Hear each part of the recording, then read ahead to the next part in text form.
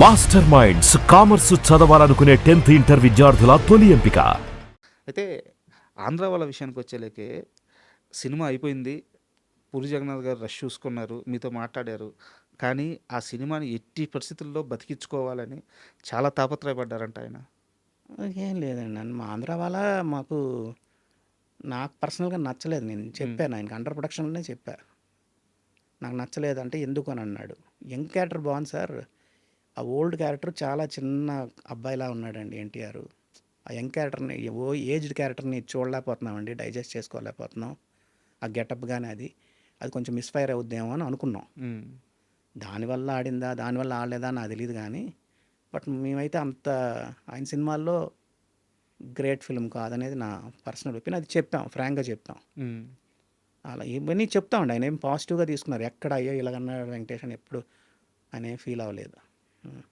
Sir, ఇండస్ట్రీలో మీ దాకా వచ్చిందో లేదో నాకు తెలియదు, కానీ నా దాకా వచ్చింది కాబట్టి అడుగుతున్నాను. నేను తప్పు అయితే కరెక్ట్ చేసుకుంటాను.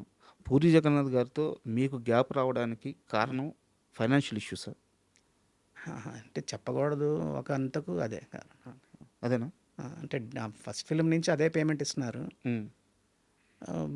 పోకిరికి సార్ అదే పేమెంట్ ఇస్తే ఎలాగండి, కొంచెం పెంచండి. అన్నీ ఆయన ఓన్ ప్రొడక్షన్ అనమాట. బయట చిన్న సినిమాలకి నేను ఎక్కువ తీసుకుంటున్నాను, పెద్ద సినిమాకి కూడా నేను దానికంటే తక్కువ తీసుకుంటే బాగుండదని అడిగాం. ఆయన హర్ట్ అయ్యాడు అన్నట్టు అన్నారండి. అది నాకు కరెక్ట్గా తెలియదు, నేను అనుకోవడం ఇది.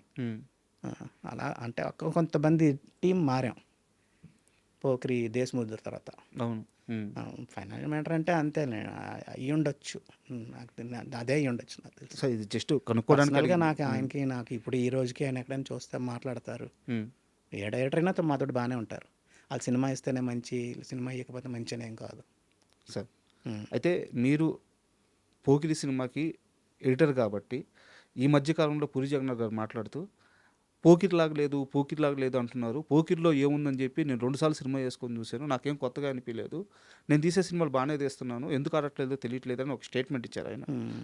అంటే అసలు పూరి జగన్నాథ్ గారి టచ్ కానీ ఆ మేకింగ్ కానీ ఎక్కడో ఆ స్పార్క్ మిస్ అవ్వడానికి కారణం ఏంటి? మీరు ఎడిటర్గా ఇంత ట్రావెల్ అన్నారు కాబట్టి మీరేం అబ్జర్వ్ చేశారు? పూరి జగన్నాథ్ ఇది ఆల్రెడీ నేను చెప్పానండి మిగతా ఇంటర్వ్యూలో. పూరి గారి దగ్గర ఏంటంటే ఆయన ఏటీఎంకి వస్తే కూర్చుంటే ఆయన కథ తెలిసి ట్రిమ్ చేస్తుంటాడు సినిమాని.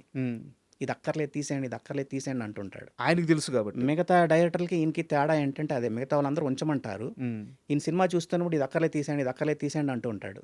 ఆయన్ని లేదు సార్, ఇది సినిమా ఆడిటోరియంకి అర్థం అవ్వదండి, మీరు కథ తెలిసి మీరు ట్రిమ్ చేస్తున్నారు అని ఆయన ఆపాలి. అది మరి నాకు తెలిసి ఒకవేళ వీళ్ళు ఆపట్లేదేమో అని నా ఫీలింగ్. కొత్త ఎడిటర్లు అంటే మేబీ నేను చెప్పడం తప్పు అవ్వచ్చు, ఓకే, నాకు తెలియకంటే మాట్లాడకూడదు. నేనైతే హోల్డ్ చేసేవాడిని, సార్ భలేవారు మీరు కథ తెలిసి ట్రిమ్ చేస్తున్నారండి బాబు, ఆడిటోరియంకి అర్థం ఇది ఉంచండి అని చెప్పేవాడిని. ఇప్పుడు పోకిరిలో కామెడీ ట్రాక్ వద్దన్నారు, అలాగనమాట. అలాగే మిగతా సినిమాలకు కూడా మేము ట్రిమ్మింగ్లో ఆయన టూ ఫాస్ట్ ట్రిమ్మింగ్. ఆయన ఇది అక్కర్లేదండి తీసేయండి అంటూ ఉంటాడు. ఆయన్ని హోల్డ్ చేయాలి, సార్ ఇది కథగా అర్థం అవ్వదండి ఉంచండి అని. అలాంటివి ఆయన దగ్గర కొంచెం అది మైనస్ అని నా పర్సనల్ ఫీల్ అండి. సో మేబీ నేను రైట్ అవ్వచ్చు, రాంగ్ అవ్వచ్చు, ఆయన్ని హోల్డ్ చేయాలి. సో దిల్ రాజు గారి అసోసియేషన్తో మీకు స్టార్ట్ అయింది ఆర్య నుంచే? ఆర్య నుంచి. ఆర్యలో హీరో క్యారెక్టరైజేషన్ చాలా అప్పటి వరకు కొత్తగా ఉంటుంది. మీరు ఆ సినిమా చూసిన తర్వాత ఎడిటింగ్ రషెస్ చూసి ఎడిటింగ్ స్టార్ట్ చేసే ముందు కానీ లేదా చేసే క్రమంలో కానీ ఈ డైరెక్టర్ ఎవరో మామూలుడు కాదు అనే ఒక ఫీల్ ఎప్పుడన్నా కలిగిందా మీకు? చెప్పాం మేము. నాకు ఆర్య ఫస్ట్ షెడ్యూల్ తర్వాత ఆపారు సినిమా వాళ్ళు. ఓకే, ఎక్కువ కన్ఫ్యూజన్గా వెళ్తుంది అటా ఇటా, ఏంటి అసలు బాగుందా బాగాలేదా అంటే, నేను సినిమా చూసి నాకైతే నేను చాలా స్ట్రాంగ్గా చెప్పా, చాలా బాగా చేసినట్టు సార్, చాలా బాగుంది సార్ సినిమా అన్న. పెద్ద ఇట్ అవుద్దండి అన్న.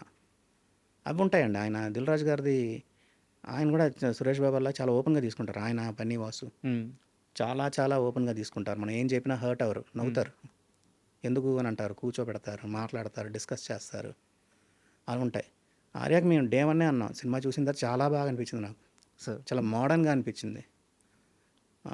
కాబట్టి మేము చాలా స్ట్రాంగ్గా బిలీవ్ చేసాం ఆ సినిమా ఆడద్దని. సూపర్. అయితే నాకు ఇంకో డౌట్ వచ్చేసి మన భద్రా సినిమా గురించి సార్.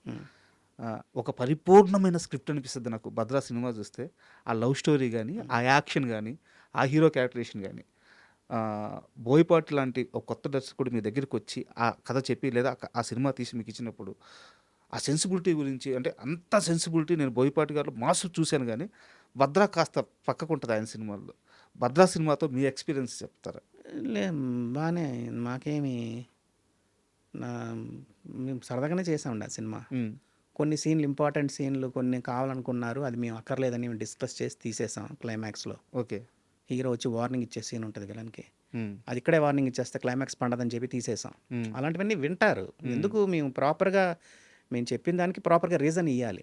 సరే. ఆ రీజన్ ఇవ్వకపోతే మేము ఊరికనే బాగాలేదని చెప్పకూడదు కదా. ఉమ్, దీనివల్ల ఇదండి అని చెప్పి రీజన్ ఇచ్చామనుకోండి వింటారు.